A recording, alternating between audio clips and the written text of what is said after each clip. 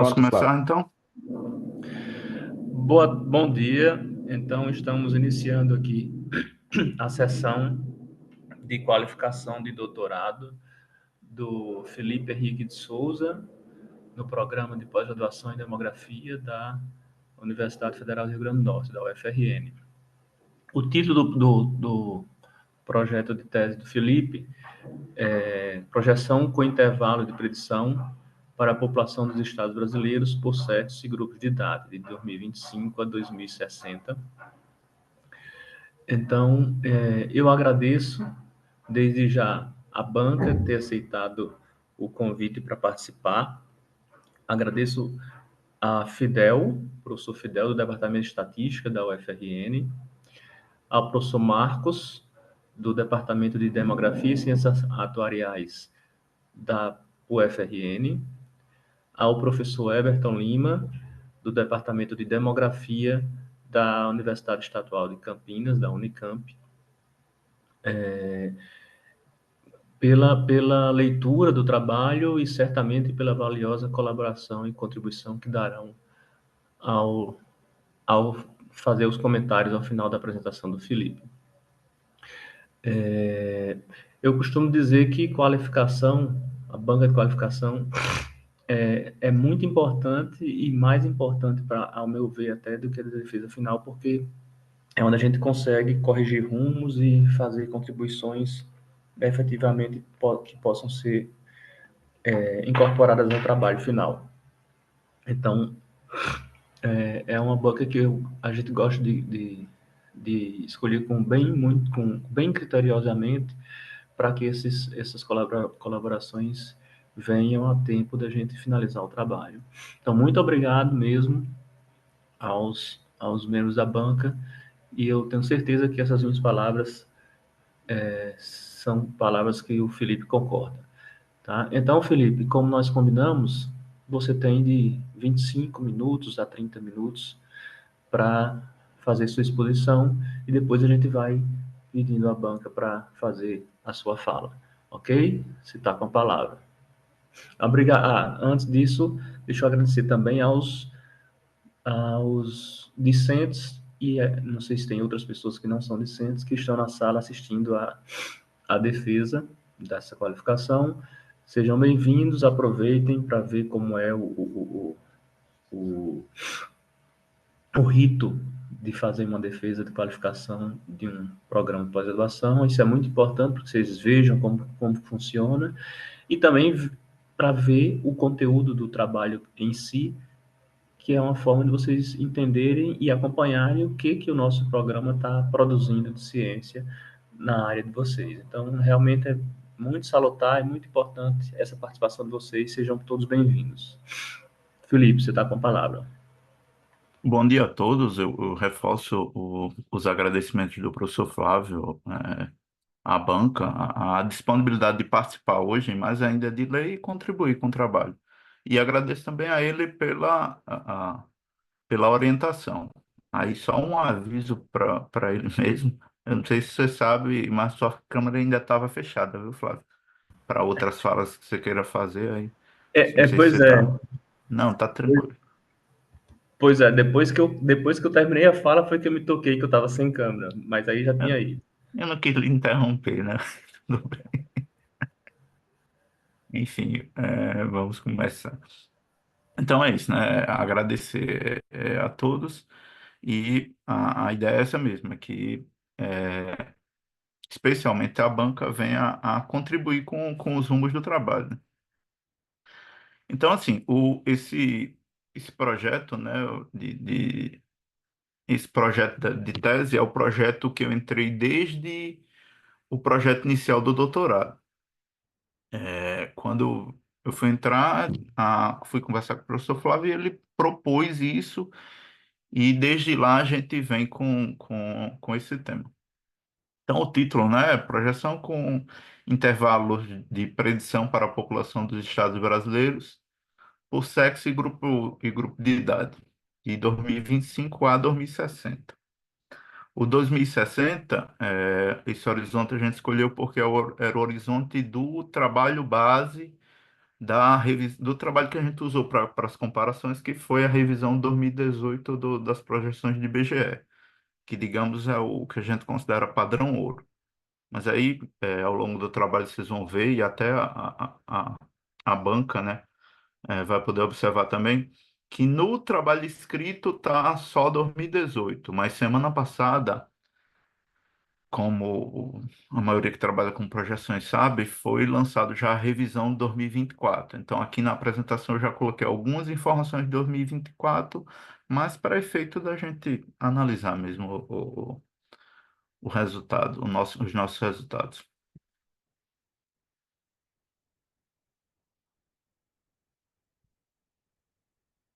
Então, assim, vamos já Felipe, apresentar. Oi, Felipe, oi, é Mário. oi. A sua apresentação ela está num pop-up, então você está falando do celular, é isso? Não, todo do computador mesmo. Certo. Israel, para você aparece.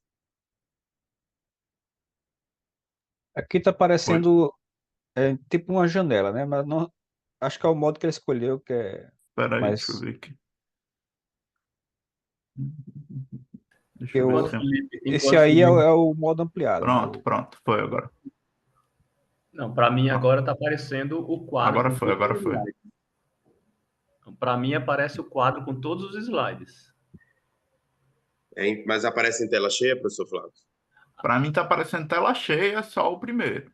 No caso, a Não, para mim não apresentação. está aparecendo. Antes estava aparecendo em tela cheia. Agora está aparecendo com o Deixa eu menu lá ver. em cima de arquivo, página Para inicial e todos os slides pequenininhos. Espera mim aí, também, do mesmo jeito que a Flávia. É, só um É porque ele minuto. tinha optado por outro modo de apresentação, não é o modo. Pronto, agora apareceu o modo tela agora, Agora. cheia. Pronto, agora pronto. sim. Não, Agora Obrigado. sim. eu tinha feito a escolha errada aqui. Obrigado por É, Tudo avisar. bem, tudo bem. então, aproveitando que essa interrupção, deixa eu fazer uma adenda aos meus agradecimentos, agradecer muito ao Israel e ao Mário, né, pelo apoio aqui, isso é fundamental. Acabamos de ter um exemplo de como é fundamental esse O apoio. apoio técnico, literalmente. Valeu, pode seguir, Felipe. Beleza, né? Então, dados os primeiros percalços, eu fui rir de Flávio que começou com a câmera, aí botei o modo de apresentação errado. Mas, enfim, nos dias atuais, a gente tem não vou dizer a coisa mais importante, mas a gente tem algo uma das coisas mais importantes, mais valiosas do mundo. E aí, enfim, é uma pergunta retórica, mas o que seria, né? É exatamente o que falta nessa primeira tela: informação. É uma das riquezas atuais, né? A gente tira pela ideia dos aplicativos de celular que quando você não estiver pagando por ele diretamente, né, pagando financeiramente, você está pagando com suas informações. Então é dos tesouros do mundo atual, desse mundo tecnológico. E aí, imagine, né, fazendo uma brincadeira aqui, você conseguir ter essa informação sobre o futuro, né? É algo que a gente sempre tem curiosidade e até ansiedade, o que vai acontecer no futuro. Então, as projeções são exatamente isso. O que vai acontecer no futuro, só que com a população, né? Com as pessoas. A gente vai, com isso, obter o quantitativo em si e informações básicas, como estrutura etária e divisão por sexo. Mas e aí, por que isso é importante, né? Na pandemia, a gente viu o quanto era importante. Tinha discussões e mais discussões também dentro da área de projeções, né, para ter essas informações. Quantas pessoas, quantas vacinas a gente de fato precisaria? O último censo tinha sido 2010, a pandemia começou ali em 2020, teve seu período mais crítico entre 20 e 21, então o censo já estava com informação é, bem, não necessariamente ultrapassada, mas já não era uma informação tão atualizada. E aí as projeções, elas se fizeram importantes, extremamente importantes. E aí dentro daquela lógica toda, de você ter que conhecer não só o quantitativo total, mas também a estrutura da população.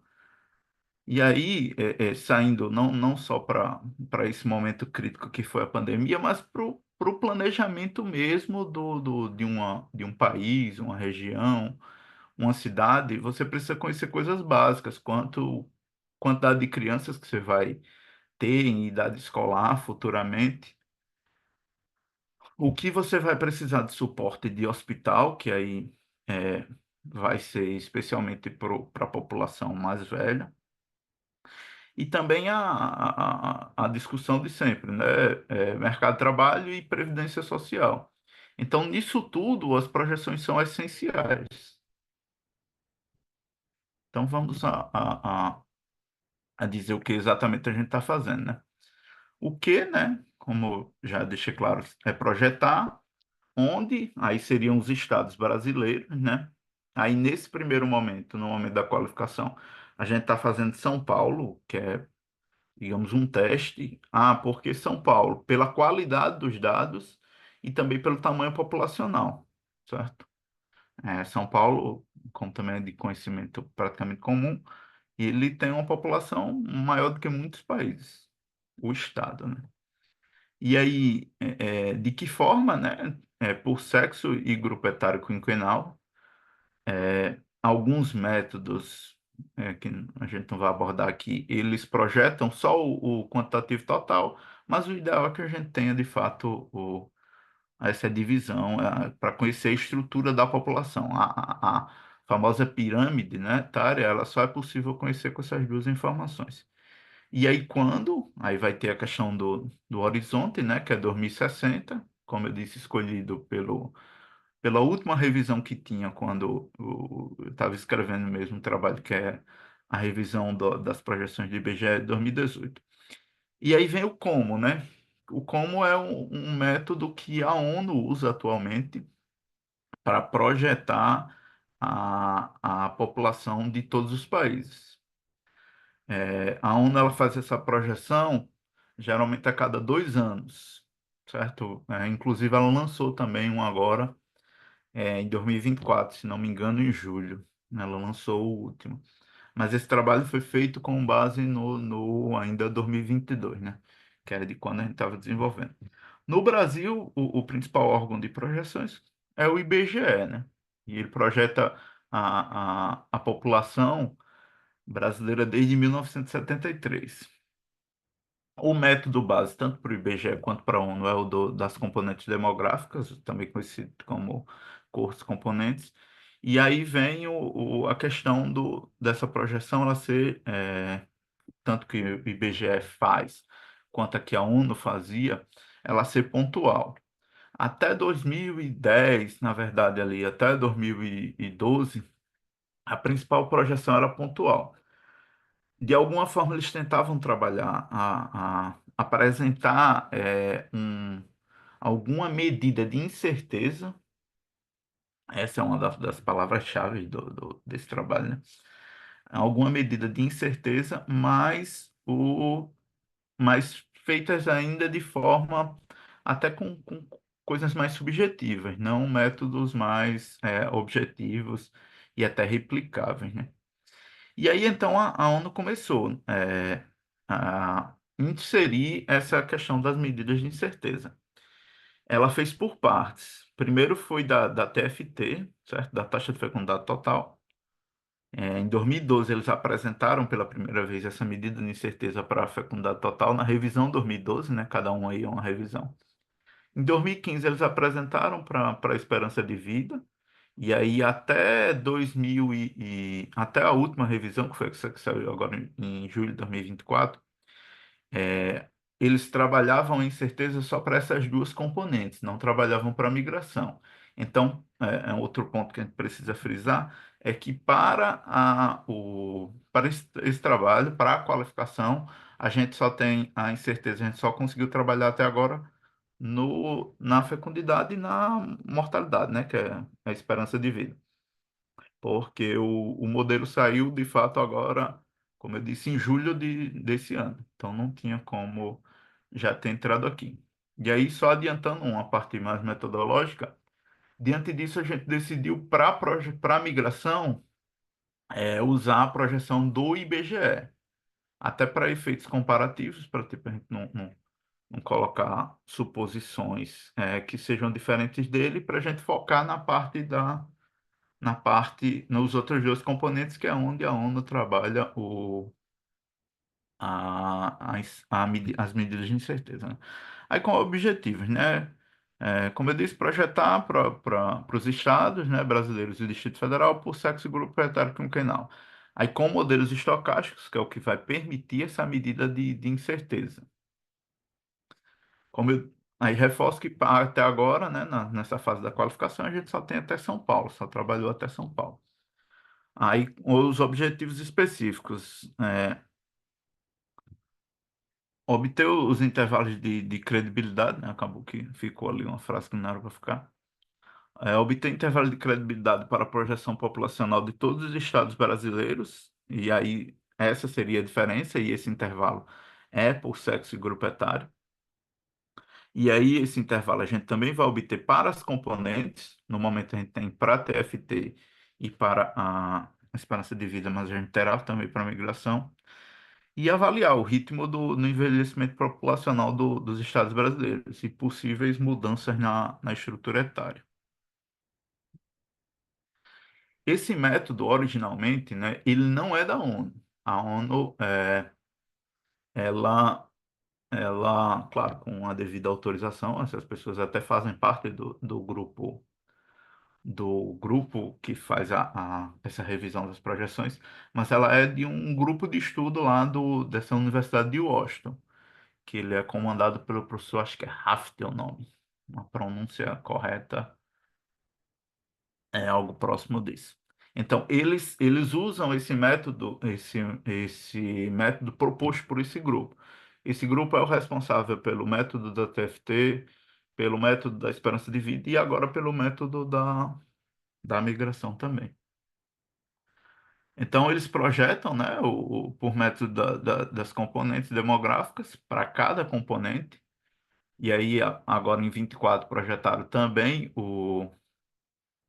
a medida de incerteza. Fizeram também um modelo para migração, como eu já falei. Aí usam, né, uma estrutura bayesiana para obter essa medida de incerteza. Aí os dados, né? Os dados, sim, SINASC, né? Sim, para óbitos, que aí a gente vai obter esperança de vida. SINASC para os nascimentos. A gente vai obter a fecundidade. E no CIDR a gente consegue pegar os dados de população. E aí, assim, sobre os dados, o que a gente fez nesse primeiro momento? A gente optou por pegar a partir de 1980, que tinha uma quantidade de dados mais confiáveis, e mais completa também. E aí vai ser um ponto que vou explicar mais na frente. Mas para os estados, quando for aplicar na tese, para todos os estados, é, aí a gente vai recorrer a outros capítulos que tem na própria revisão das projeções da ONU.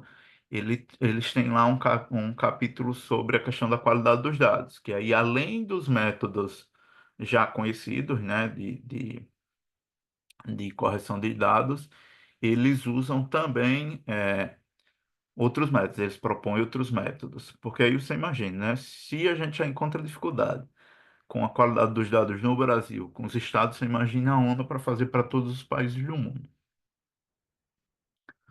Sim, aí quanto ao software no R, né? Até eu acho que eu não coloquei aqui diretamente, mas no R a gente tem todas já em funções prontas, esses métodos. Já são pacotes prontos, que aí assim, é entender e rodar. O difícil, às vezes, é entender. Mas até, além do help do R, há também alguns artigos sobre esses pacotes. A metodologia em si, né? Como eu disse, nesse primeiro momento vai ser a parte da incerteza, a gente vai trabalhar duas vias, a esperança de vida e a TFT, né? E a fecundidade. Como eu falei também, esses dois métodos não é originalmente da ONU. A ONU pega desse grupo de estudo da Universidade de Washington, nos Estados Unidos. Esses são os dois artigos originais, né? Os dois artigos de onde originalmente os métodos são propostos. Aí, trabalhando aqui, explicando aqui separadamente, né? O método da fecundidade, ele não é um modelo, eles são três, certo? Até esse gráfico aqui explica bem isso. Depois eu volto no slide anterior. Eles são três porque a ONU considera que no mundo há três momentos da fecundidade. É o que chamam de pré-transição. São países que não entraram, países ou regiões não entraram na transição da fecundidade ainda. São os países. Aí tem a segunda fase, essa seria a fase 1, né, da pré-transição. A segunda fase, que é o momento da transição em si. E aí, essa parte toda do meio, né, da curva, aí é onde estão a maioria dos países. E também tem o pós-transição, que aí é essa parte final da curva. Geralmente são países mais desenvolvidos. Algo interessante que pelo menos eu tinha desconhecimento, inicialmente até duvidei, é que o método ele considera que quando chegar nessa fase da pós-transição, essa fase 3, a fecundidade vai aumentar um pouco e ela vai tender a se aproximar ao nível de reposição, que é 2,1 filhos por mulher, né? Só que nesse primeiro modelo, a ONU nem modela, porque ela considera que não tem mais nenhum país que esteja ainda antes da transição da fecundidade. Mesmo que esteja no começo, eles consideram que todos os países estão. Aí tem essa fase 2, como eu falei, que está a maioria dos países, e a fase 3, que à medida que vai soltando as revisões, eles vão atualizando a lista de países. E aí, de fato, para saber os países, teria que constar. Por enquanto, a gente optou por modelar São Paulo pela fase 2. Mas é uma das propostas para o trabalho final a gente testar São Paulo na fase 3, já que é um dos estados com a transição da fecundidade bem avançada no Brasil, né? Aí, assim, nas projeções, geralmente, tem uma consideração de variantes. A gente, mesmo quando projeta deterministicamente, né, tem uma projeção pontual, geralmente estabelece variantes. Nesse método, ele também estabelece. Ele estabelece que a variante mínima é a TFT, projetada a menos 0,5 por mulheres, e a máxima é a TFT mais 0,5. Aí uma coisa interessante sobre os dois modelos, tanto esse quanto da esperança de vida, é que eles não modelam a curva toda, eles modelam o próximo quinquênio. Então, assim, você tem a TFT de hoje, 2024. Então, eles não vão modelar direto até 2060, eles vão modelar para o próximo quinquênio. E aí, assim vai, sucessivamente. Que também é uma característica do método das componentes demográficas, né? Você não faz a projeção até o final de uma vez só. Tipo, se você quiser, você não obtém 2060, 2050. Você tem que ir a cada 5 anos. E aí, por isso também que é necessário que você tenha os dados no máximo nesse grupo quinquenal, né? Mais do que isso, se os dados estiverem em grupos maiores do que isso, não é possível. Se estiver menor, aí é só somar. E aí, para a TFT, ele considera sempre que serão decréscimos, né? Que a fecundidade está decrescendo, com exceção lá do final do modelo 3, que aí ele vai considerar que em algum momento ela volta a crescer um pouco.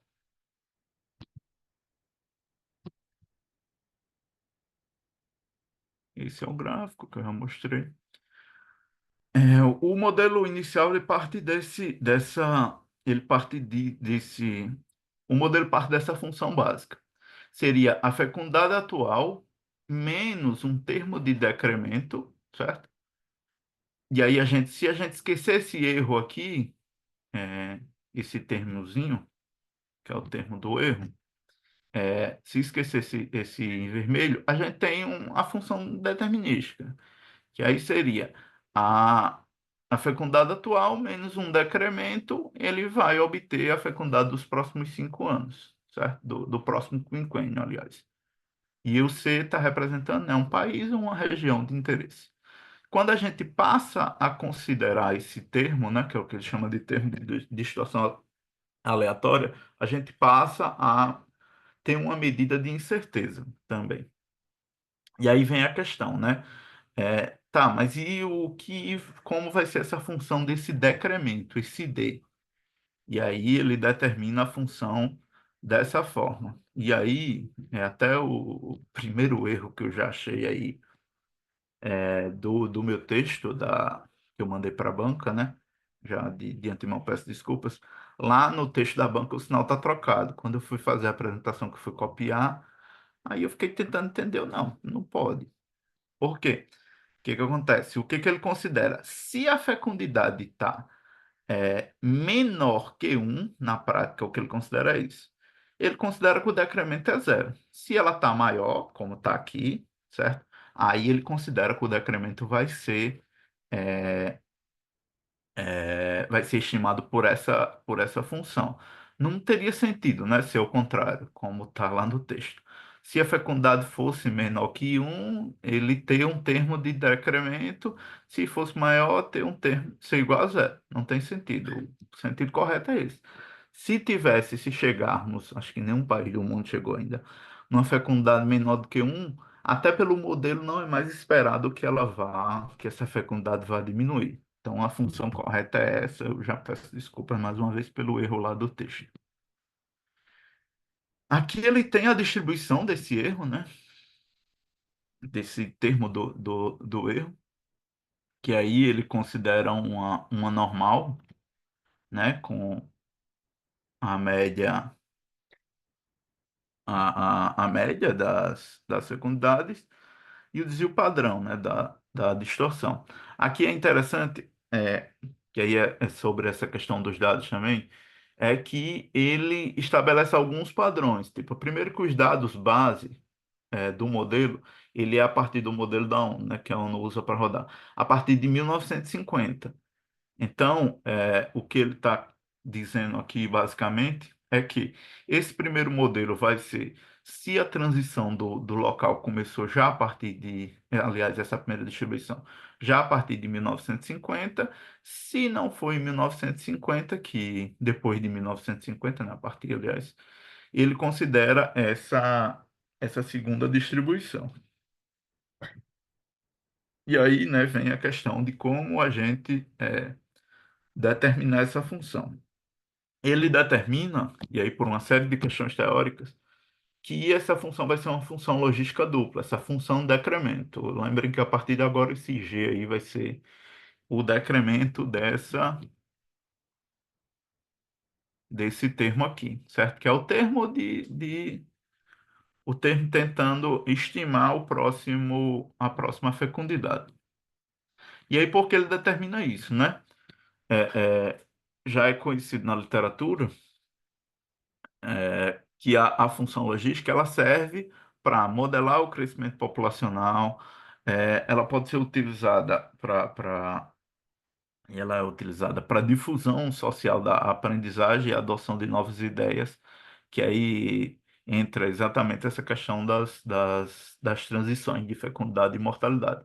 Então, essa explicação ela serve, ele usa para os dois modelos, tanto mortalidade quanto da fecundidade. E aí ele determina, né, com essa logística dupla, eu vou começar a ser um pouco mais rápido, que eu acho que senão eu vou gastar muito mais tempo do que o estimado. E aí nessa função logística dupla, ele vai ter o que ele estabelece de parâmetros, que seriam parâmetros associados ao comportamento, no caso aqui, da fecundidade daquele país. Ele estabelece, né, esse gráfico aqui é do artigo original, que essa função de declínio desses parâmetros estão todos inseridos nessa função de declínio dos países. Aqui a gente tem a fecundidade, né? Espera que ela esteja caindo, reduzindo, e aqui a gente vai ter esse termo do declínio. Aí, com isso, ele vai, até pela dificuldade de estimar de forma direta esses parâmetros, ele vai propor usar um modelo Bayesiano hierárquico, Porque aí, com esse modelo, ele vai, além de obter essa medida de incerteza que ele quer, possibilitar usar os dados não para estimar esses parâmetros, os dados não só do país, mas como do mundo todo, certo? Que aí, assim, é até uma discussão que a gente tem tido, mas eu acho que fica dessa forma mesmo. Se valeria a pena um teste para a tese, da gente fazer usar como base, né, para as nossas projeções aqui dos estados brasileiros, no lugar do mundo todo, só os estados, tipo para São Paulo. No lugar de eu projetar usando os dados de São Paulo, né, que aqui onde a gente lê país, a gente pode ler qualquer região do mundo onde o método das componentes demográficas seja aplicável, né? Porque senão entra aquela questão das pequenas áreas. Município, a maioria não seria. No lugar da gente usar aqui o mundo, né, usaria o estado, mas no lugar da gente usar o mundo, usaria os outros estados do Brasil, certo? E aí é uma das possibilidades que a gente vem analisando. Aí aqui ele propõe parametrização para esses termos, né, parametrização para esses parâmetros, vai ficar estranho. Ele propõe umas transformações para esses termos baseado na a experiência já do mundo. Tipo, a maior fecundidade, o maior declínio da fecundidade observado na série histórica que tem acesso é o da China, que em 5 anos a fecundidade diminuiu 2,5 filhos por mulher. Então é algo alto, mas que ele considera que é um topo. Ninguém vai passar daquilo ali. E aí ele determina, né, a distribuição. E aí, assim, essas distribuições para os modelos bayesiano hierárquico, elas são importantes, que aí é o que a gente chama de distribuição a priori, né? O que ele parte é o ponto de princípio dele, de que parâmetro, aquele parâmetro que ele está tentando estimar tem uma distribuição inicial. Aí, mais uma vez, né, ele está determinando a distribuição do outro parâmetro. Ele está também sugerindo uma transformação, né, para os demais parâmetros. Ele cita aqui o delta C4, mas aí vale para os outros também.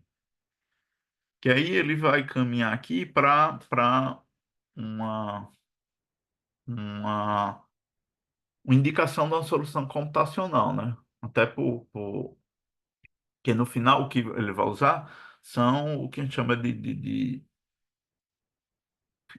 os modelos de cadeia de Markov, certo? Que aí seriam soluções computacionais para resolver esses parâmetros. Porque a ideia é exatamente essa, que assim, a gente parte de uma distribuição inicial, mas vai chegar num resultado numa distribuição final, que aí é o que a gente chama de distribuição a posteriori, né? Que é uma distribuição que já conta com a experiência vivida, que aí seriam os dados observados do país e também do país em estudo e também do mundo. Esse aqui é o modelo da fase 3, certo? Como eu disse, são dois modelos diferentes. Ele parte desse princípio, e esse gráfico aqui explica bem essa questão. Ele parte do princípio que é dado um momento da fecundidade, né? Que quanto menor ela está, menor vai ser esse decréscimo, chegando em algum momento no lugar do decréscimo ser negativo, ser positivo, que aí não seria decréscimo, seria acréscimo, certo? Se for observar aqui, ele chega a esse momento. Ó, esse aqui é no eixo da vertical, horizontal é a fecundidade, na vertical é esse termo, a diferença entre a fecundidade futura, né, a fecundidade do próximo quinquênio menos a fecundidade atual, certo? E aí, se a gente for olhar, quanto menor a fecundidade atual, o eixo horizontal, né, que a gente chama de eixo X, maior vai ser esse termo. Aí, o que que significa esse termo aqui, ser maior, né? É que a fecundidade, no lugar de estar caindo, ela está aumentando, certo? Ó, quando a gente vai aqui para a fecundidade, sei lá, fecundidade 3 aqui, que é o máximo que tem no gráfico, aí a gente vê que essa diferença ela é negativa, ou seja, a fecundidade está diminuindo. Se a gente vier para outro extremo, que seria a fecundidade 1, esse termo aqui ele já vai ser positivo. Ou seja, a fecundidade está aumentando. A fecundidade do próximo período menos a atual, ela está dando positiva, significa que ela está aumentando. Então, em cima disso, ele mostra que a teoria dele tem sentido, porque esse gráfico são desses países aqui, né, que são países que já estão, que ele considera na fase 3 países é, desenvolvidos e que estão no que chama de pós-transição da fecundidade, e eles modelam bem essa função que ele chama de suavização de Loess, que também se aplica um modelo autorregressivo é, de uma. Então, e aqui ele já está sugerindo qual vai ser a solução para esse modelo. Qual a solução, qual modelo vai se aplicar para os países que estiverem na fase 3 da fecundidade. Aí é o que eu já expliquei ali no gráfico, né? Só que aqui ele determina também qual seria a distribuição. E aí ele determina, né, o que seria esse parâmetro, né, que é o ρ. E ele reescreve essa função inicial que da fase 3. Quando ele reescreve, aí reescreve adicionando o erro e destrinchando essa função da distribuição. E aqui ele já determina como ficaria o intervalo, né, de predição, que aí a gente não fala em confiança aqui, mas o intervalo de predição para os países que se aplica o modelo da fase 3. Aqui até ele fala em 52 pontos, que aí seria a quantidade de observações de fecundidade dos países da fase 3, mas atualmente já é maior isso. Esse é o modelo da esperança de vida. A ideia é semelhante, parte de um modelo determinístico, onde a esperança de vida vai sempre, o que ele espera é que aumente, né? Ele parte do princípio que a esperança vai aumentar. Ele parte do princípio que vai ser a esperança de vida atual mais um termo de ganho, né? Que vai ser aumento, vai dar a esperança de vida do próximo quinquênio. E aí, para colocar a medida, né, da incerteza, ele vai reformular essa função de ganho e vai adicionar um termo aleatório. Esse termo aleatório ele também já estabelece a distribuição do erro, né? A distribuição a priori do erro. E aí esse parâmetro, ele vai determinar que também é por uma logística, já por aqueles motivos lá que eu expliquei lá, certo? Lá no modelo da fecundidade.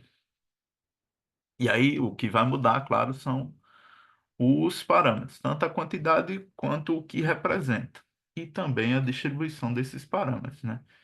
Que aí a função inicial, você parte que a função vai ser uma logística dupla, mas não seriam os mesmos parâmetros para a fecundidade e para a mortalidade, né? Que é representado pela esperança de vida. E aqui são dois gráficos onde ele representa esses parâmetros da função logística, certo? Esses parâmetros que estão inseridos na função logística, que aí é em cima da curva do ganho de esperança de vida, certo? Aqui, mais uma vez, a questão da explicação, né, da utilização da função logística, né? Aquilo acrescenta ainda acrescenta aquelas outras explicações, que é porque ela pode ser decomposta em dois processos, né? A transição da mortalidade.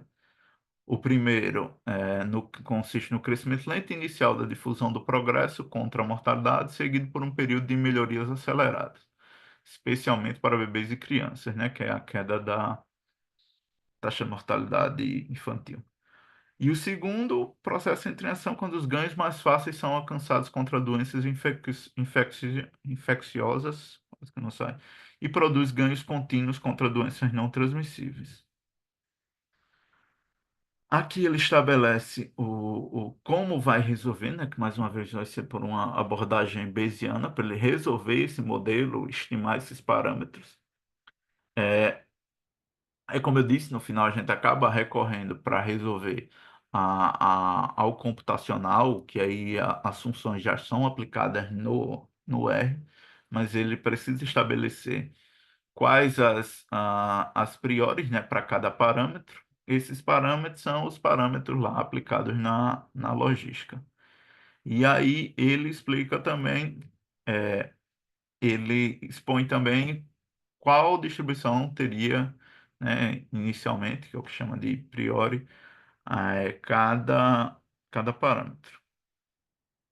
Uma das conclusões que ele já chega lá, o artigo já cita, né, é que ele não detectou muitas mudanças mesmo quando alterou a distribuição a priori, né?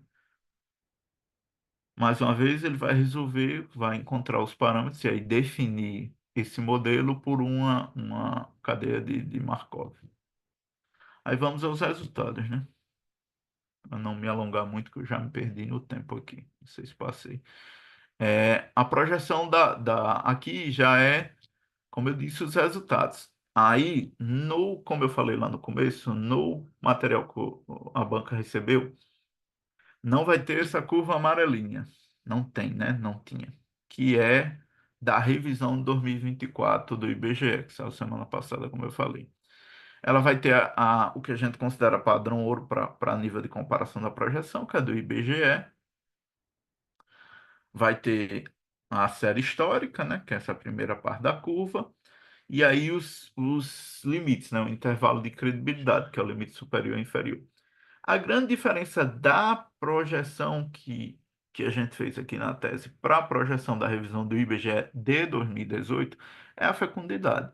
Se vocês notarem, a fecundidade de 2018, né, da revisão de 2018, é essa linhazinha que eu acho que é roxa. Mas se vocês observarem, ela está lá junto com o meu limite superior. Em algum momento ela desce um pouco, mas ela está lá junto. A minha projeção, que seria a projeção pontual, é essa azulzinha, certo? E essa laranja, né, é a do IBGE 2024, que aí vocês veem que já está mais próxima da minha fecundidade. Mas aí aqui, assim, o que representa aqui é que o IBGE acredita, né, acreditava em 2018 e acredita ainda, acredita menos, ou pelo menos tem Eles estabeleceram em 2018, explicando melhor, porque quando você vai fazer a projeção, você estabelece um patamar mínimo que você acredita que a fecundidade vai chegar. Em 2018, esse patamar era razoavelmente alto, era 1,6 alguma coisa que eles estabeleceram. E aí o que aconteceu foi que quando a gente foi fazer as projeções, a fecundidade de São Paulo já estava abaixo disso. Então, por isso que deu essa diferença tão grande e vai dar lá no resultado também da projeção populacional. Mas agora, em 2024, ele já estabeleceu um patamar menor. A diferença é que, no modelo da ONU, a ONU acredita que a fecundidade ainda vai cair mais antes de voltar a subir, certo? O do IBGE ele acredita que vai cair menos e já já volta a subir. Aqui é isso que estava no gráfico, né? Só que em números, como eu disse a vocês, ó, o IBGE estabelece em 1,65 a fecundidade máxima que estabeleceu em 2018. A fecundidade máxima, mínima que o São Paulo vai chegar. Em 2024, né, na última revisão, eles já estabeleceram um patamar menor, 1,46. Na fecundidade mediana da gente, que aí seria, digamos, a pontual, estabelece esse patamar como 1,28. Então, acredita-se, né, pelo modelo que a gente está aplicando, que a fecundidade chegaria a um nível menor. E aí, por isso até, né, que a gente cogita testar. A gente não sabe se vai ter um trabalho final, mas a gente vai testar o modelo 3 para São Paulo, que talvez São Paulo já esteja nessa situação de que, tipo, não sei se vai chegar a 1,28 a fecundidade, porque é algo importante aqui nas projeções, que pelo tempo a gente não aborda tanto, é a questão de você ter o conhecimento teórico também das componentes demográficas, mortalidade, a fecundidade e a migração, para ver se vai fazer algum sentido. E aí teria que fazer uma análise mais aprofundada, mas mesmo em 2060 a gente não sabe se vai chegar também a um nível tão baixo a fecundidade. Aqui é a esperança de vida, né? E aí a esperança a gente trabalhou ela separada, o modelo trabalha ela separada, que é o indicado porque o comportamento, e daí vem a questão de ser importante a gente conhecer, o comportamento da mortalidade é, entre homens e mulheres é bem diferente, né? Então, a gente tem que sempre buscar trabalhar a esperança de vida de forma separada. Pode até apresentar um resultado final para a população total, mas tem que buscar trabalhar para separar. De novo, a projeção de 2018 está bem diferente da nossa pontual, né?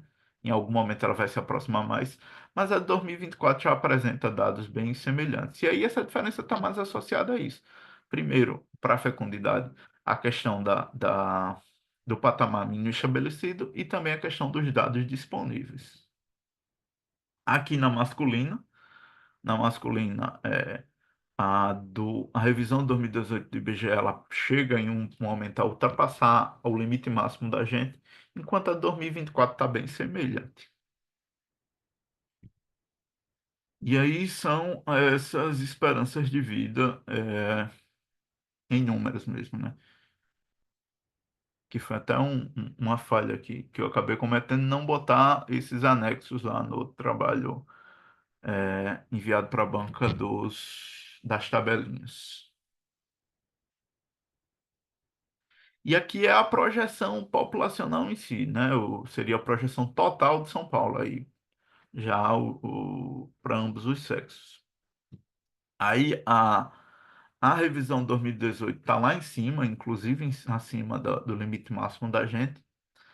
Mesmo a revisão 2024, ela está mais alta do que a projeção pontual, que seria essa azulzinha. E ela, em algum momento, ainda é mais alta do que a projeção, do que o limite máximo da gente. E aí eu sempre estou fazendo questão de comparar, principalmente com a pontual, porque ela segue uma lógica parecida, né? Já que o IBGE não vai ter, pelo menos por enquanto não tem essa intervalar, o ideal é que a nível de comparação a gente compare inicialmente com a pontual. E aqui são em dados mesmo, né? A população estimada até 2060. E aí, assim, só um ponto que eu acabei não falando lá, ali quando passei na tabela, é que para a população em si, a gente vai ter os 5 anos fechados, 20, 25, 30, até 60. Já para a fecundada, a gente vai ter para os dois, que aí no caso teria que ter também para migração. E a gente teve, através, pegando as projeções de IBGE, o meio de período, né? É, eu não vou para projetar 2025, eu não vou usar a migração, a fecundidade e a esperança de vida 2025, eu vou usar do meio do período. E aí um fator que eu acabei não falando lá nos dados na explicação sobre os dados, é que o censo é 2022, mas os dados aqui vão entrar como de 2020. A gente estimou, usando o censo 2022 para os dados de 2020.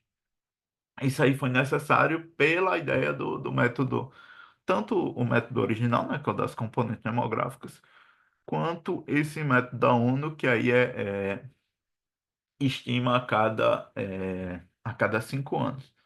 Então, o que a gente fez foi isso, pegar os dados de 2020 e puxar para 22, para ter essa sequência quinquenal.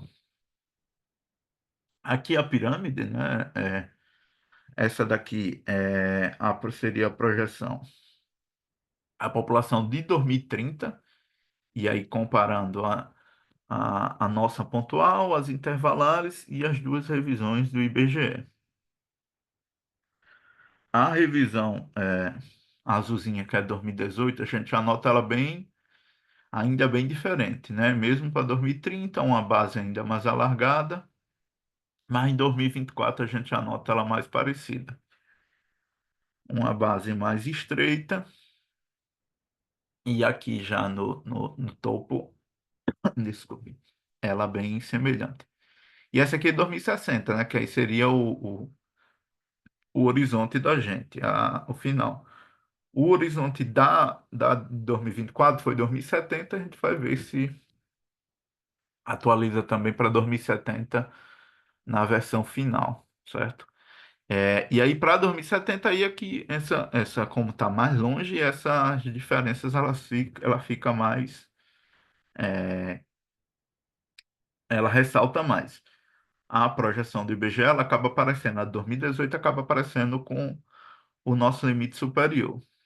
Já a de 2024 ela fica, não fica tão distante, fica um pouco, mas não fica tão distante da nossa projeção pontual, que seria essa linhazinha, acho que é um bege que é o do tipo. Felipe, Oi, tá quanto tempo? pois é, e você não marcou, né? Já tá com quase 50 minutos. Já passamos de Tô 45 terminando minutos. já. Agora tô terminando já. Obrigado pela avisão. Eu me perdi aqui no tempo que eu fiquei longe do celular para não ter o risco dele ficar tocando aqui. Aqui é a série histórica, né, das populações, né, pegando 2020, que aí é censo, e as projeções até 2060. E aí aqui são as projeções da tese mesmo, já que é a série histórica. E aqui é, os índices que mostram o envelhecimento da população e a razão da dependência, né, que também está associada ao envelhecimento. A gente vê que a tendência é o que todo mundo já conhece, né, que a população jovem, a azulzinha, vai diminuir, a linha azulzinha, né, a razão da dependência jovem vai diminuir porque a população jovem está diminuindo, e a razão da dependência idosa vai aumentar porque nossa população idosa está aumentando, e aí, consequentemente, vai aumentar a razão da dependência total, né? Que aí entra naquelas questões de previdência, sistema de saúde, tudo que a gente já conhece. Aí aqui as considerações, né, que são finais, porque o trabalho ainda está em desenvolvimento. A questão da fecundidade, que já citei aí várias vezes. Aí o decrescimento da população. Na nossa projeção, a gente projeta que a população de São Paulo vai decrescer em 2035. O IBGE, na revisão 2018, projeta que vai decrescer em 2049. E na projeção de 2024, ele já projeta que vai decrescer em 2037. Então, ali mais próximo do que o que a gente acredita. Como eu mostrei lá, a revisão 2018 ela acaba sendo muito semelhante ao nosso limite superior, né? O limite superior das nossas projeções. E aí aqui seriam as perspectivas para os próximos passos, né?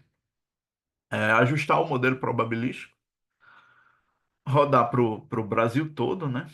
O modelo probabilístico inicialmente o ajustado vai ser o que a ONU propõe, e aí a gente vai analisar. Aí tem aquele ponto que eu já falei da questão da análise de dados, né? A gente vai analisar, já que a gente vai abrir para o Brasil todo, e aí tem dados de qualidade mais duvidosa, principalmente que a gente vai pegar uma série histórica.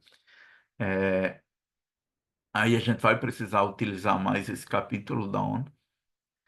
Aí um ponto que a gente também está mais para abrir a discussão. A questão de como a gente deve trabalhar nas projeções, esse excesso de mortalidade causado pela Covid, mas a ONU ela também tem um capítulo lá sobre excesso de mortalidade, que aí também vai ser útil, ela tem um capítulo nessas revisões.